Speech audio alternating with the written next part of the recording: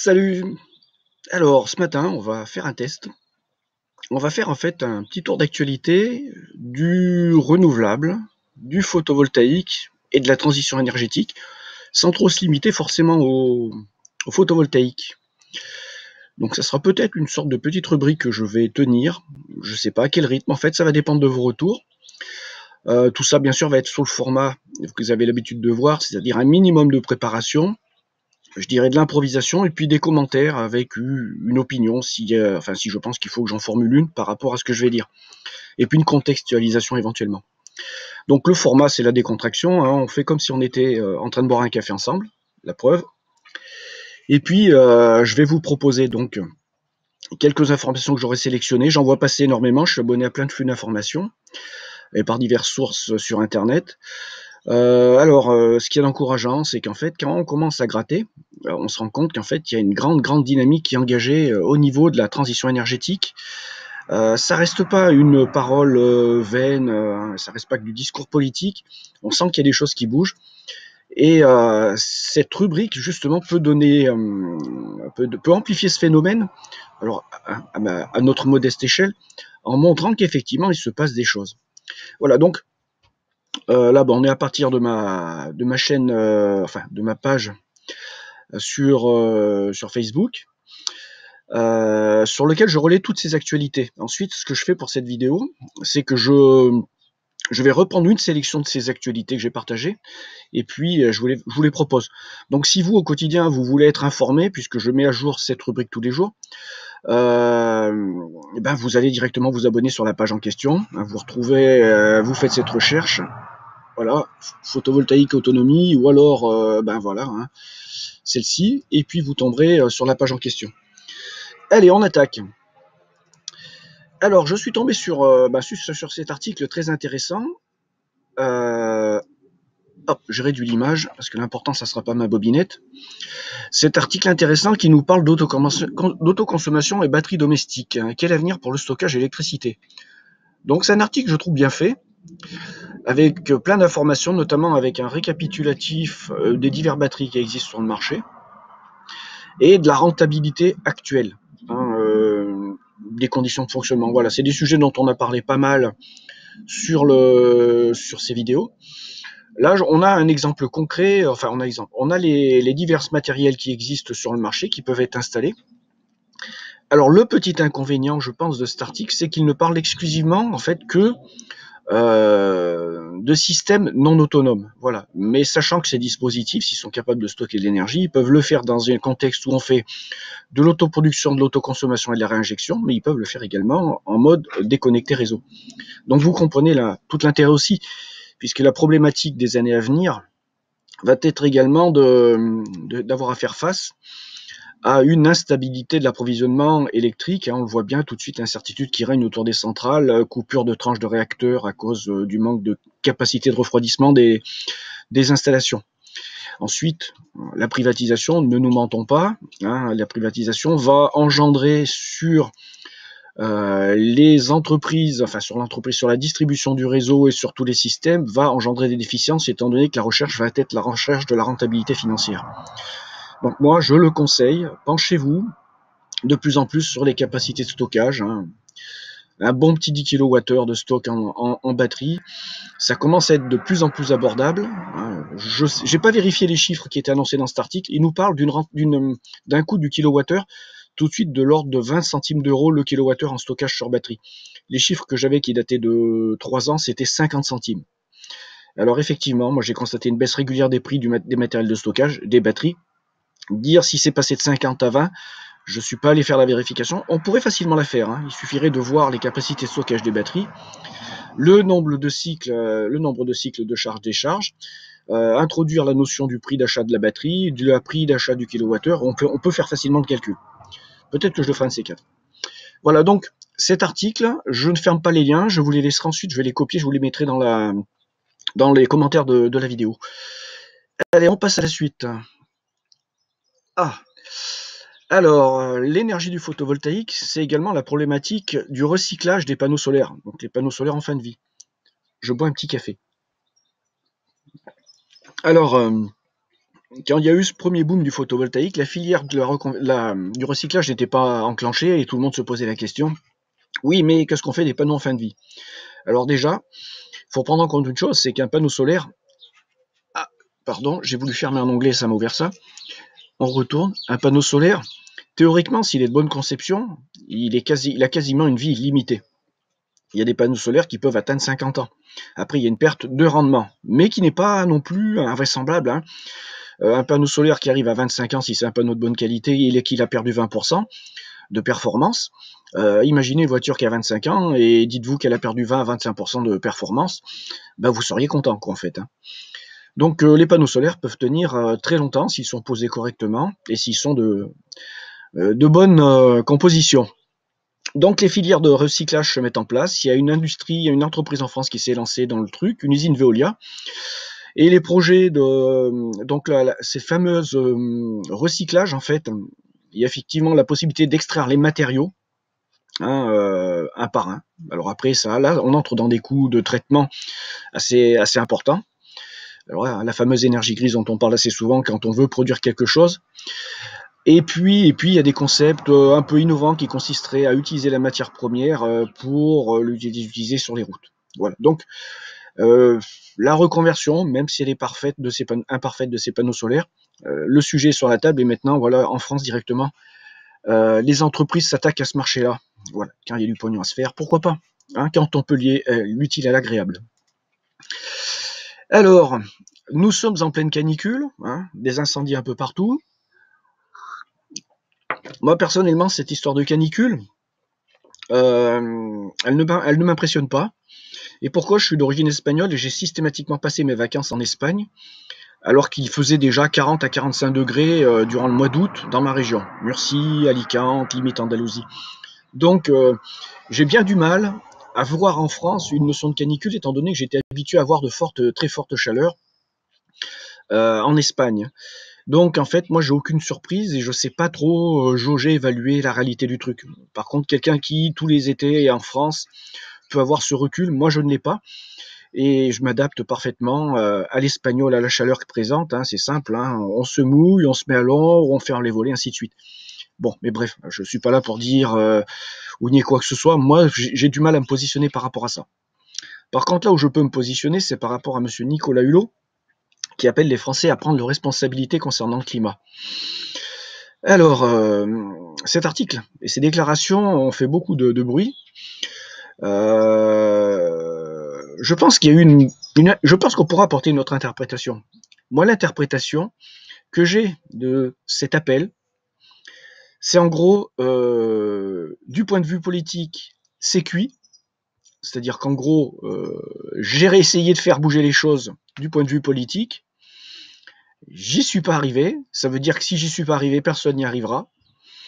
J'ai même fait de la merde, hein, et donc il y a que vous qui pourrez changer les choses. Voilà. Donc en fait, Nicolas Hulot, en fait, il dit ce que moi je pense, c'est-à-dire que c'est à chacun d'entre nous de prendre effectivement nos responsabilités, de pas attendre des subventions EDF pour foutre du panneau solaire, de pas attendre enfin, vous comprenez ce que je veux dire? On n'a rien à attendre du politique. Les lobbies sont là, ultra présents. Ensuite, les élections, bon, qu'on soit d'un côté ou de l'autre, ou l'inverse ou son contraire, voire même à l'extrême milieu. Enfin bon, on s'est bien rendu compte que de toute façon, le système politique, c'était quelque chose qui fonctionnait pour lui-même et par lui-même, et pour ceux qui les sponsorisent, hein, surcroît, les lobbies. Et donc, en fait, la transition ne viendra pas par eux, elle viendra par nous, en changeant nos modes de consommation et en en nous appropriant par nous-mêmes nos modes de production. L'électricité, on a les panneaux solaires. Le gaz, ça commence, le gaz, l'article intéressant, il y a des kits qui s'achètent maintenant, qui permettent de produire son propre gaz. Alors, vous chaufferez pas votre maison avec, mais vous ferez les cuissons, et tout ça en récupérant vos déchets domestiques qui peuvent être bouffés par les bactéries, et qui généreront du méthane. Donc ça, maintenant, c'est des kits qui existent. Donc ensuite, l'eau, enfin ainsi de suite. Les solutions commencent à émerger de toutes parts. Donc, prenons les devants, n'attendons pas ces gens-là. Alors, une bonne nouvelle. Alors, la bonne nouvelle, c'est pas BFM TV. La bonne nouvelle, c'est que, voilà, les publicités qui s'affichent, bah c'est fabuleux. Panneaux solaires, batteries, Bon, Solar Shop, moi j'ai jamais acheté, mais pourquoi pas. La bonne nouvelle, c'est qu'il y a une grande boutique que tout le monde connaît en ligne qui vient de se lancer dans la vente de matériel photovoltaïque. Et cette grande boutique, c'est Oscaro, pièces détachées voiture. Je suis allé sur le site et j'ai regardé le matériel. J'ai été agréablement surpris. Là où j'ai été un peu déçu, c'était concernant tout ce qui était vraiment autonomie. Hein, c'est vendu exclusivement pour faire de la réinjection et avec du stockage, avec des dispositifs de stockage domestique, mais sans cette notion d'autonomie. Hein. Donc moi, c'est une super nouvelle, c'est un début, et pour un début, ça commence assez fort. Hein. Donc pour moi, big up. Ce que je voudrais, voilà, si jamais parmi vous il y en a qui ont un peu de pognon, un peu de caillasse et qui ont de la suite dans les idées, nous avons des chaînes par exemple Cache Piscine, nous avons des bras de tout, nous avons des brico-dépôts. Moi j'attends que des entreprises en France se lancent dans ce type de chaîne hyper spécialisée, discount, qui proposeront du matériel photovoltaïque, hein, de la même façon, mais près des grandes villes. Hein. J'attends que ces boutiques se construisent, et une boutique dans laquelle vous allez, vous achetez votre kit 1500 watts, 3000 watts, autoconso, stockage, autonomie, kit en main, et puis pièces détachées, ou alors élément par élément, un peu comme vous pouvez faire votre piscine. J'attends que des boutiques fassent ça. Là, on est sur la vente en ligne. Une boutique qui va se mettre à faire ça dans une région, en ayant cette même philosophie du discount, elle va tout déchirer, quoi. Allez, donc Oscaro, big up, et puis on va suivre ça. Moi, je suis très content de cette affaire-là. Alors, c'est un peu la merde pour toutes les boîtes qui sont en ligne et qui ont investi là-dessus, mais bon, ça va permettre de tirer par le haut. Ça va être de la vraie concurrence. Alors, un autre article, le système électrique français face à la canicule, jusqu'ici tout va bien. Alors, la fameuse canicule, qui en est une, hein, on va pas dire qu'il fait pas chaud. Hop, on va fermer ces pubs hyper envahissantes, ça gave. Alors j'ai eu une petite conversation sur Facebook, sur un groupe survivaliste, où j'avais posté d'ailleurs des informations concernant les centrales atomiques avec les tranches de réacteurs qui tombaient à l'arrêt. Et donc j'avais dit, oui, effectivement, les centrales, il faut penser à avoir des batteries de stockage, parce qu'imaginez que, voilà, à un moment donné, une rupture d'approvisionnement parce que vague de chaleur trop longue, trop importante, les centrales sont obligées de passer à l'arrêt parce que plus assez d'eau pour refroidir. Imaginez-vous si vous aviez des batteries et des systèmes photovoltaïques qui peuvent faire de l'autoproduction sans réinjection réseau. Et si jamais il y a une coupure de courant dans votre coin, en été comme en hiver, face à ces conditions climatiques-là, ou face à celles qu'il y en a en hiver, vous avez tout bon. Voilà, donc le système français tient, il n'y a pas eu de soucis, quelques centrales sont à l'arrêt. Il y a un gros boom sur les climatisations. Alors, le fameux débat des climatisations, moi, la clim, je suis pas pour. Je suis pas pour, puisqu'en fait, même si on a des panneaux solaires pour alimenter les clims, le problème, c'est que, on va acheter du panneau solaire pour faire tourner les clims. Parce qu'il faut quand même quelques watts, 2 kilowatts, quoi, en gros. Mais bon, une clim, c'est un système de compression, compression-décompression, et il y a une notion de perte. Et ces pertes, c'est du thermique, c'est-à-dire que vous allez faire tourner un système qui, lui, va générer de la chaleur pour produire du froid, de la chaleur qui sera dispersée. C'est pas un jeu à somme nulle, quoi. Ah, le chien. Alors, donc pourquoi la ville de Los Angeles a commencé à repeindre ses routes en blanc? On s'en doute, en Espagne, les maisons, si elles sont blanches, c'est qu'il y a une raison, c'est que le blanc permet de ne pas accumuler la chaleur. Alors, j'ai lu d'autres articles et puis des remarques de gens bien intelligents, puisque là, il s'agit d'intelligence et de bon sens commun. Mettons des arbres en ville, par exemple. Mettons de la forêt en ville. Et là, vous verrez que, voilà, non. C'est juste du bon sens. Moi, j'ai remarqué que la végétation permettait de conserver l'humidité et d'abaisser la température. Ça me fait penser à un article que j'avais lu il y a très très très longtemps, qui est des mesures qui avaient été faites en Espagne sur la modification de la température et de l'humidité dans une zone qui avait été reboisée et comparativement avec une zone à côté qui n'avait pas été reboisée. C'était assez impressionnant. En fait, on se rend compte que c'est une boucle à tendance positive, là, hein. C'est pas asomneux, c'est-à-dire que vous mettez de la végétation, de la verdure, et on commence à rentrer dans une spirale, une dynamique positive. Alors si on met du béton, là, on fait l'inverse. Le bon sens commun. Je pense pas, il faut pas avoir fait l'ENA, Sciences Po et toutes ces grandes écoles, voire même des écoles d'ingénieurs pour avoir ces idées-là. Je pense qu'en fait, si vous êtes simplement doté du bon sens, on peut y arriver, quoi. Alors, une nouveauté. Donc si vous entendez du bruit, c'est qu'il y a de la vie dans la maison. Une nouveauté, c'est que dans le gaz de ville, il y a une expérimentation en cours qui consiste à réinjecter de l'hydrogène. Donc l'hydrogène, c'est le carburant de demain, hein. Et donc, gaz de ville mélangé à 20% d'hydrogène. Donc, voilà, hein, les choses commencent à venir. C'est pour ça que je vous dis que faire une rubrique là-dessus, ça peut être intéressant. Chaque semaine, il y a des nouveautés. Et on voit que les choses bougent et qu'il y a des solutions. On n'est pas là comme à se dire, merde, c'est la fin du monde. Non, il y a des solutions. Allez, on continue. De l'énergie solaire pour le stade olympique d'Oslo. Donc là, vous pourrez lire l'article, je vous le proposerai. Ça m'a fait penser aussi au fait qu'il y a un très très grand stade, d'un très très grand club, un club mythique, je ne me rappelle plus lequel, qui a fait exactement la même chose. Pourquoi pas, voilà, on y est. Vous voyez, ça bouge. Allez, on va bientôt arriver à la fin de cette petite rubrique. Donc, la débâcle de l'énergie solaire subventionnée en Allemagne. Et là, on est dans toute la problématique de la gestion d'une filière énergétique ou autre. Parce que là, il faut la comparaison avec l'industrie automobile. Alors, les gouvernements allemands ont boosté les investissements pour que les entreprises et les régions avancent dans l'énergie solaire. Et tout ça, ça a été gonflé artificiellement en dopant le mécanisme, c'est-à-dire en gros en donnant des aides. Et le problème, c'est que quand vous créez un dispositif, si vous ne mettez pas de garde-fou, les gens ou des pays ou des gens qui sont capables de produire machin vont s'engouffrer là-dedans et vont vous foutre dans la merde. Et donc, ce qui s'est passé avec le gouvernement allemand, c'est qu'ils ont lancé une filière du photovoltaïque avec de nombreuses boîtes qui sont mises à produire du matériel. Et avec le boom et l'essor du photovoltaïque, la Chine s'est mise à produire du matos et à le vendre. Et la Chine a absorbé toutes les ventes, ou quasiment toutes les ventes, en photovoltaïque, en panneaux notamment, et face aux entreprises allemandes qui n'étaient pas rentables. Et donc les boîtes allemandes se sont mises à fermer.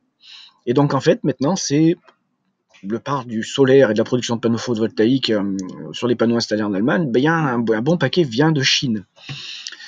Et donc on voit toute la nécessité de sponsoriser les filières, mais en même temps de mettre des garde-fous, c'est-à-dire en gros de mettre des systèmes qui vont protéger votre industrie. Et donc là, il n'y a pas 40 solutions, c'est la TVA et c'est des droits de douane. Si vous ne faites pas ça, vous tuez ce que vous voulez promouvoir. C'est toute la problématique de l'Union européenne, hein, qui n'est pas capable de protéger les intérêts des pays de l'Union européenne vis-à-vis du commerce extérieur. Tendance totalement suicidaire. Hop, alors la France a subi le même sort, hein, voilà. Alors, là, je vais passer avec le lien qui n'est pas un lien issu du mobile. Arrêt des réacteurs de la centrale nucléaire de Fessenheim. Alors, les centrales sont très souvent construites soit en bord de mer, soit en bord de fleuve. Tout ça, pourquoi? Parce qu'ils ont besoin d'eau pour refroidir le système. Donc, évidemment, s'il y a moins d'eau ou si l'eau est trop chaude, tout ça ne peut plus fonctionner. On arrête les tranches. Il y a quelques années, il avait fallu refroidir les centrales avec des lances à incendie, les entrepôts où il y avait les réacteurs. Le nucléaire, quand il fait soleil, c'est pas terrible, faut pas croire. Il vaut mieux des panneaux photovoltaïques. Alors, une rubrique. Alors là-dessus, je vais pas faire à chaque fois le listing. D'ailleurs, je sais pas s'il y aura une deuxième rubrique de ce style-là. Mais voilà, chaque semaine, j'ai des articles de ce type, c'est-à-dire l'ouverture de centrales photovoltaïques aux quatre coins de la France. Il y a vraiment une dynamique qui est engagée, hein, avec des centrales qui naissent un peu partout avec des projets. Donc là, vous voyez, moi je suis très positif, hein. Alors si vous êtes dans un conseil municipal, ou si vous êtes proche de gens qui sont dans les conseils, si vous êtes maire, posez-vous cette question: que puis-je faire dans ma commune Est-ce qu'il n'y a pas la place, l'ouverture pour faire foutre quelques panneaux, petits ou grands projets, consulter la population, enfin se questionner là-dessus. Et essayer aussi de produire local. Voilà, donc, dernier élément de cette petite rubrique actualité de la transition énergétique, globalement. On verra vos premiers retours, vos remarques, positives, négatives, et puis en fonction de ce que je peux faire, ma disponibilité, on verra si je donne suite ou pas. Et puis, ce que je modifie ou pas. Alors, sachant, bien sûr, que je ne veux pas arriver dans un format où il faudrait que je passe 3 jours à le faire, et avec un format professionnel. Je veux rester dans un truc, voilà, comme si on était au café, en train de discuter. Allez, alors tout ça, ça peut être enregistré, mais ça peut se faire en live aussi. Voilà, allez, à plus. À vos remarques.